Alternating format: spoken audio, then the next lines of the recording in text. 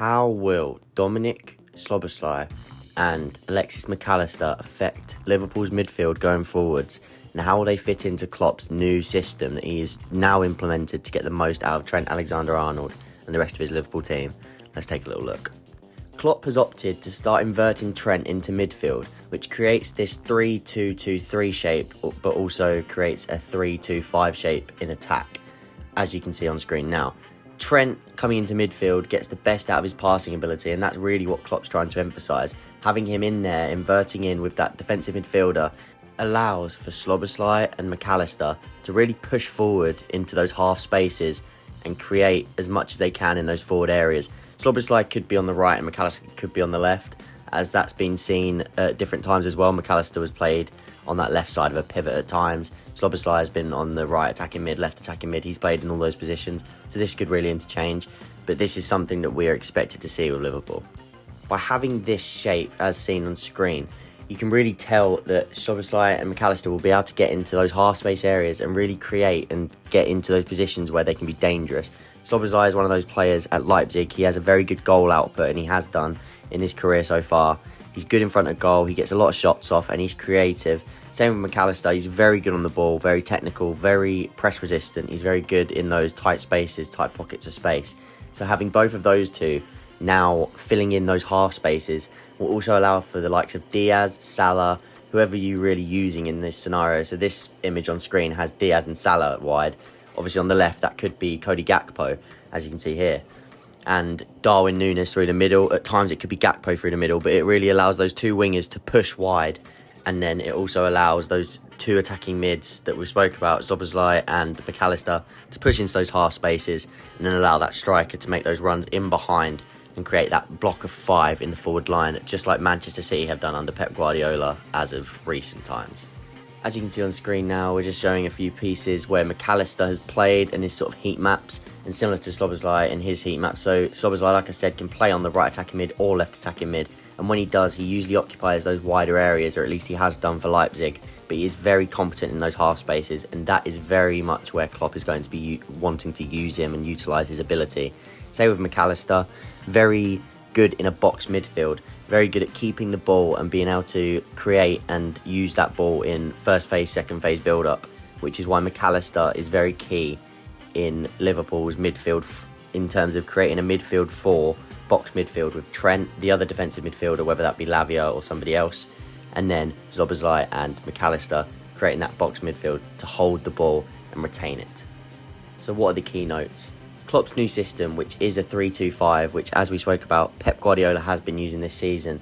This is something that will optimise the most out of Trent and really allow him to get inside and use his passing ability. He also will be able to drift out to the right side to be able to get on the ball and put in those deadly crosses, which he's made his signature, sort of in those similar areas to like where De Bruyne likes to cross from deep. So Trent has really stapled that in part of his game. He'll be able to do that from midfield too. It just allows him to get on the ball and also impact build-up. And this is where that box midfield becomes important, because in that first phase of build-up, where we're coming out from the back, you'll see those three centre-backs in this 3-2-5 formation trying to keep the ball and play out from the back with those two CDMs, which now that Trent is inverting into midfield would be Trent and Lavia, or one of the other players if they bring somebody in to replace Fabinho, for example. So that is the first phase of build-up. Then that second phase of build-up will consist of that box midfield being able to break and play. So if the defensive line managed to play a line-breaking pass into someone like McAllister and Szoboszlai, who are very good at occupying those half spaces, they can make a run into the half space, get the ball on the half turn. Then they have the two midfielders behind them in Trent and whoever it be, Lavia, just for example. They can then lay it off, and then they are on the break. Brighton have done this very well in the last season. De Zerbi has used this very well, where he breaks the line from the defensive phase. One of the centre-backs will play a line-breaking pass into the forwards or into the attacking midfielders. They'll then lay it back into those defensive midfielders, who are then facing play, and they have 5 runners to aim at, which is those 5 attackers, the 2 wingers, the striker, and those 2 attacking midfielders who can then turn and run. So this is a very big factor in Klopp going to this box midfield strategy that I think he will.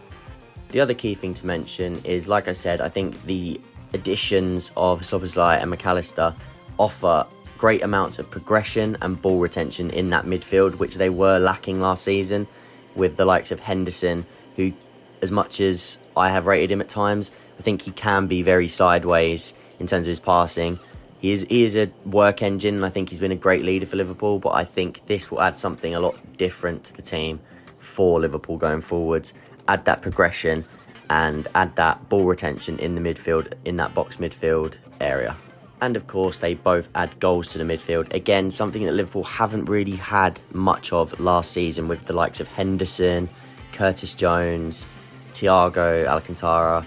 These types of players, they wasn't adding many goals. Curtis Jones would pop up with the odd goal, but these two add double-figure goals from midfield, which is a massive benefit for Liverpool. So what do you guys think of this concept Liverpool team? And also, what do you guys think of these two signings for Liverpool? I think they're going to be massive in the long run for Liverpool. I think they're both going to transform the way Liverpool play. They both suit the way that Klopp is trying to change the direction of this Liverpool team. Something that we haven't really seen him do until last season, where he bought Darwin and he had to sort of change the format from when he was playing with Firmino, Mane and Salah. So this is the first time we're having to see Klopp really manoeuvre this Liverpool team in a different direction over a few seasons, and I think this is the next step since signing the likes of Darwin Núñez last season. And I think these two are the next step for this season, along with hopefully a defensive midfielder for them, the likes of Lavia. So yeah, let me know what you think about that. I think they're both going to be huge. Let me know what you think about the concept team, and let me know what you think about these two signing for Liverpool. Let us know in the comments down below. Like and subscribe, and I'll see you guys next time.